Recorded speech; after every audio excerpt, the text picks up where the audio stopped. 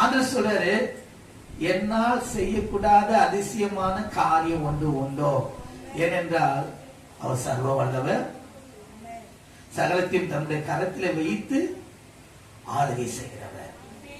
அவர் சர்வ வல்லவர், வானத்தையும் பூமியையும் படைத்து சகலத்தையும் தன்னுடைய கரத்திலே வைத்து ஆளுகை செய்கிறவர். வெள்ளியும் பொண்ணும் என்னுடையது என்று சொல்லுகிறார். தமக்கு பிரியமானவருக்கு அதை கொடுக்க அவர் வல்லவராயிருக்கிறார். வெள்ளியும் பொண்ணும் என்னுடையது என்று சொல்லுகிறார். தமக்கு பிரியமானவருக்கு அதை கொடுக்கிறவராயிருக்கிறார். இன்னொரு வார்த்தை சொல்ற, என்னிடத்துல கேளுன்னு சொல்ற. அவர் கொடுக்க சித்தப்பட்டதா இருக்கிறாரு. ஆனா நீங்க கேக்குறீங்களா? ஹல்லேலூயா. என் நாமத்தினாலே, இப்ப கேட்டீங்களா? சொன்னீங்களா? என் நாமத்தினாலே எங்கே 2-3 பேர் கூடியிருக்கிறார்களோ அவர்கள் நடுவில் இருப்பார் சொல்றார். நல்ல கருணத்தை, உங்க நடுவில் இருக்கிறவர் உங்களுடைய வாழ்க்கையிலே ஒரு அதிசயமே செய்ய போகிறார். என்னால் செய்யக்கூடாத அதிசயமான காரியம் ஒன்று உண்டோ? வந்துப்பா, நான் சகலத்தையும் செய்ய சர்வவல்ல தேவன். நன்மைக்கு எதுவான காரியங்களை நான் உங்களுடைய வாழ்க்கையில செய்வேன். தீமை செய்ய மாட்டேன், நன்மைதான் செய்வேன்.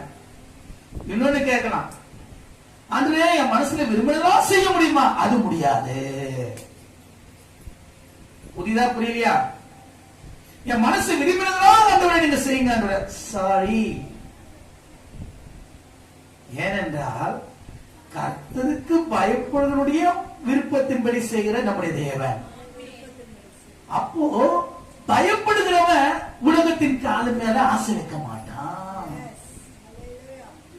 அவன் தன் இச்சித்த காரியங்கள் எல்லாம் கேட்க மாட்டான். அவனுக்கு தான் அவருடைய மன விருப்பத்தின்படி அவர் செய்ய வல்லவராய் இருக்கிறார். நல்ல கருத்தை அனுகிரகத்தை உயர்த்துங்க. சாலமோனை தேவன் என்ன பண்ணாரு? ராஜாவாக அங்கீகரித்தார். ஆண்டவர் கிட்ட கேட்கிற, ஆண்டவர் வந்து என்ன பண்ணாரு? சாலமன் ராஜா கிட்ட கேட்கிற, இதெல்லாம் பாருங்க, நான் சொல்ல வேண்டிய தாட்டே இல்ல, எங்கெங்கயோ போகுது. நீ உன் விரும்பினதை என்னிடத்துல கேளு. அவன் பெரிய ராஜா, நல்லா கவனிங்க. அவன் அரசவையில் இருக்கான். அவன் சொல்லுகிற ஒரு வார்த்தை என்ன தெரியுமா? ஆண்டவரே, என்ன நீங்க ராஜாவா ஏற்படுத்திட்டீங்க. எனக்கு வயது சின்ன வயதுதான். ஆனா இந்த ஜனங்களை ஆள, ஜனங்களை நடத்த எனக்கு ஞானத்தை தாங்க. என்ன கேட்டாரு? இது ஆண்டவருக்கு ரொம்ப பிரியமா இருந்து